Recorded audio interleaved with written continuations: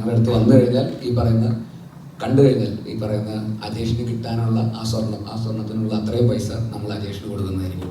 ഇപ്പൊ എല്ലാ അജേഷുമാരും വരാൻ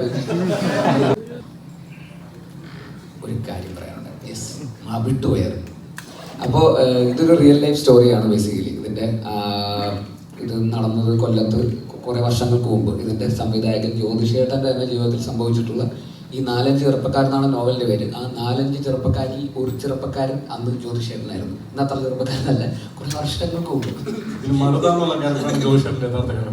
അതെ, ഒരു മറുത എന്ന് പറയുന്ന ഒരു ക്യാരക്ടറാണ് ജ്യോതിഷേട്ടൻ്റെ ശരിക്കുള്ള ക്യാരക്ടർ റിയൽ ലൈഫിൽ. പിന്നെ ഇതില് മാർക്കണ്ഡേയ ശർമ്മ എന്ന് പറയുന്ന ദീപക് എന്ന ക്യാരക്ടർ ആക്ച്വലി റിയൽ ലൈഫിൽ ഉണ്ടായിരുന്നത് ബാലാജി ശർമാജി എന്ന് പറയുന്ന ആക്ടറാണ്, രാജേഷ് ശർമ്മ. അദ്ദേഹമാണ് റിയൽ ലൈഫിൽ ആ മനുഷ്യൻ. അദ്ദേഹം ഈ സിനിമയിൽ പള്ളിയിലച്ചൻ റോൾ ചെയ്തിട്ടുണ്ട്. അപ്പോൾ ആദ്യമായിട്ടായിരിക്കും ഇതിലൊരു സീനുണ്ട്.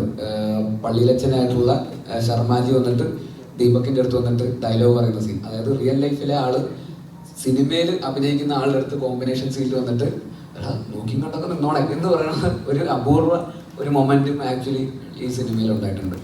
പിന്നെ മെയിനായിട്ട് പറയേണ്ടത് അജേഷ് പി എന്ന് പറയുന്ന ഇതിലെ സെൻട്രൽ ക്യാരക്ടറിനെ ആക്ച്വലി റിയൽ ലൈഫിലുള്ള ആളെ അന്നത്തെ സംഭവത്തിന് ശേഷം പിന്നെ നമ്മൾ ആരും കണ്ടിട്ടില്ല. ഈ പറയുന്ന 4-5 ചെറുപ്പക്കാരും കണ്ടിട്ടില്ല, വേറെ ആരും കണ്ടിട്ടില്ല. ഇത് കാണുന്ന അജേഷ് പി ഇവിടെ എവിടെയെങ്കിലും ഉണ്ടെങ്കിൽ, ലോകത്ത് എവിടെയെങ്കിലും ഉണ്ടെങ്കിൽ തീർച്ചയായിട്ടും ഞങ്ങളുമായിട്ട് ബന്ധപ്പെടുക. ഈ പറയുന്ന ഞങ്ങൾക്ക് എല്ലാവർക്കും റിയൽ ലൈഫ് അജേഷിനെ നേരിട്ട് കാണാൻ താല്പര്യമുണ്ട്. ഞങ്ങളുടെ അടുത്ത് വന്നു കഴിഞ്ഞാൽ കണ്ടു കഴിഞ്ഞാൽ ഈ പറയുന്ന അജേഷിന് കിട്ടാനുള്ള ആ സ്വർണത്തിനുള്ള അത്രയും പൈസ നമ്മൾ അജേഷിന് കൊടുക്കുന്നതായിരിക്കും. അപ്പോൾ അജേഷ് എവിടെയെങ്കിലും ഉണ്ടെങ്കിൽ അജേഷ് തീർച്ചയായിട്ടും ഇത് കാണുന്നുണ്ടെങ്കിൽ ഇപ്പൊ എല്ലാ അജേഷുമാരും വരാൻ ഞാനാണ്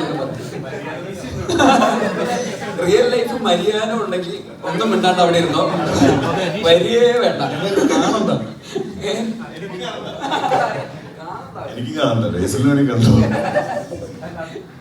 അല്ല, മര്യാദ സജിനെ കണ്ട് ഇടിക്കും. ഞാനിങ്ങനെ ഒന്നല്ലായിരുന്നു പറഞ്ഞിട്ട് എന്നെ കണ്ടാലും ഇടിക്കായിരിക്കും ചിലപ്പോൾ.